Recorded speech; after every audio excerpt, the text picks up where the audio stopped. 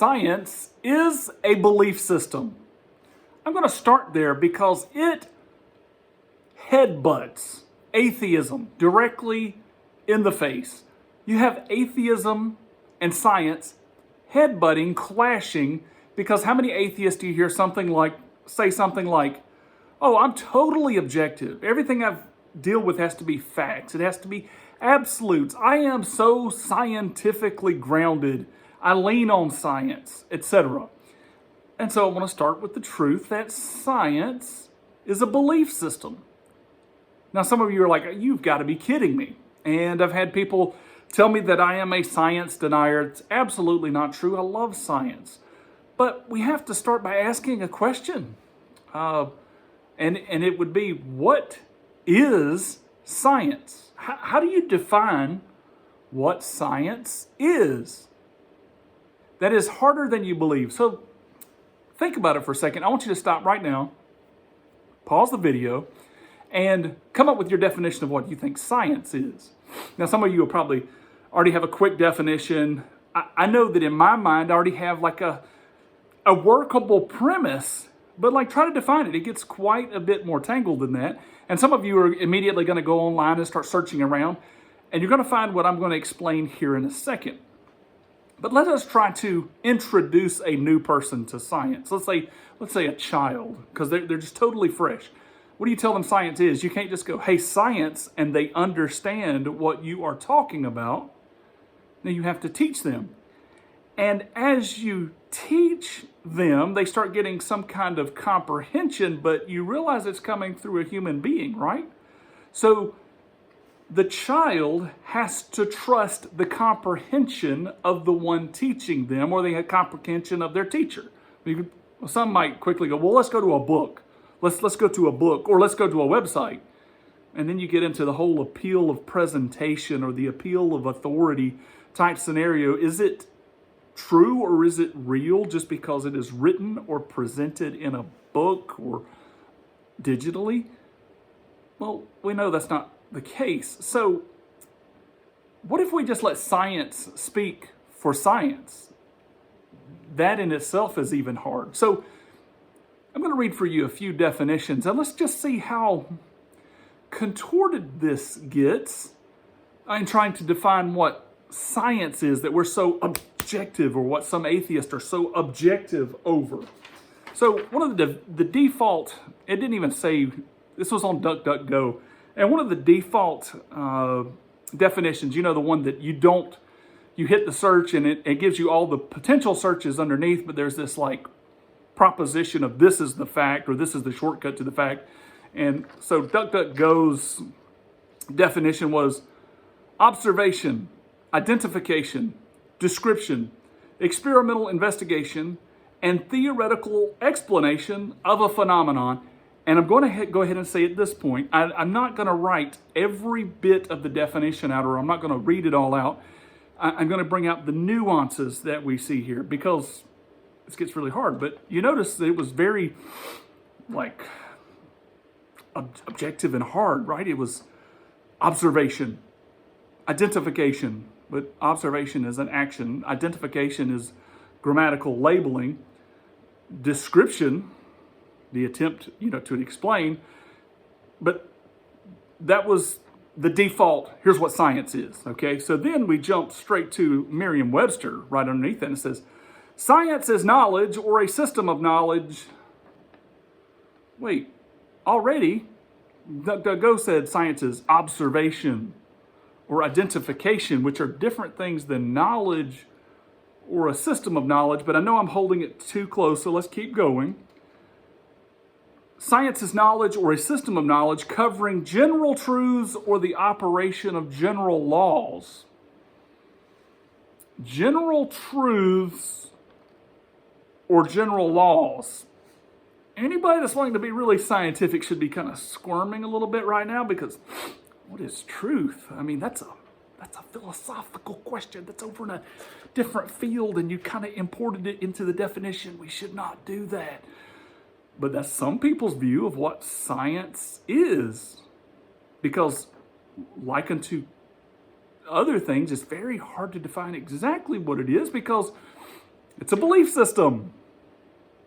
I'd say it's overlapping. I'd say it's useful. But is it precise? Let's jump down to the third. Wikipedia said, science is a systematic discipline that builds and organizes in the forms of testable hypotheses. Okay, that sounds pretty good. It's a systematic discipline. A discipline. What are we disciplining? Who is applying the discipline? It's human beings here, so we have humans that are in the process of applying some kind of habitized practice. But just before that, somebody said it's knowledge or a system of knowledge. Before that, it's like parts of different things like observation, identification, description, etc. But Wikipedia says it's a systematic discipline. It's, rigorous. Britannica says, science describes any system of knowledge that is concerned with the physical world. Okay, it's any system of knowledge, like it's broad, and we would think science is broad. And it's any system of knowledge that deals with the physical world and its phenomena. That gets interesting because there are certain people that think the physical world has certain phenomena that is not explainable. And there's other people that, since they haven't experienced it themselves, they say it's not real. Those explanations are not explainable. So phenomena by whose definition? And is the world actually producing it or not? Defining science is not easy. It's a belief system, or it's a belief about a system of practice or something. According to Cambridge, science and I can't remember the exact words before this, but I'm just kind of encapsulating. It says science, or I think it was something like learned science. Science as the systematic study of the natural and physical world. Natural. I wonder what all that includes and whose definition. The reason I call that out is different than all the previous definitions. What about dictionary.com? Science is a branch of knowledge or study dealing with a body of facts or truths systematically arranged. We've got facts and truths imported again from the outside to the inside. We're kind of borrowing off the back of, philosophy or belief in some sense. And what about understanding science, which was the seventh one, I think it was the seventh now on this just random search. It says, science equals both a body of knowledge and a process of discovery. It's a body of facts and information plus its discovery of those things. And I know some of you right now are like, oh, maybe, what is your point? Aren't these things like overlapping? Aren't they kind of descriptive of the whole? Yes, but it's not precise. And though we try to be incredibly precise with what science is and like the scientific method, we try to make sure it's very usable, even coming down to the testable hypothesis. Testable by whom? A lot of times we can't go in and test. We just have to trust what was tested because we don't have $1 million to repeat this experiment ourselves. We don't have the ability to go validate the experiment ourselves. I'm not saying it's not useful. I'm not saying it's not right. I'm not saying it's not correct. What I'm saying, I have to believe it. I have to trust the system. So if science can't clearly define what science is without the influence of philosophy and subjectivity, what would make a person think that it's just objective facts? In fact, science is the shared personal belief that there is an objective world around us that we're participating in, but it is a shared belief.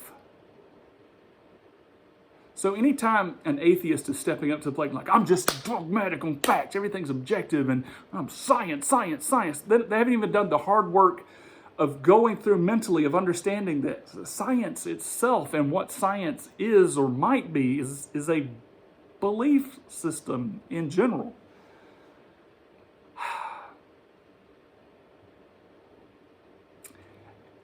With the atheist, what this does is this shows us that they have a predetermined beliefs about what they think is possible or impossible in the universe.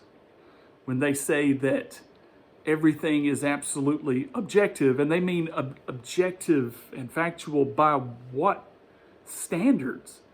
I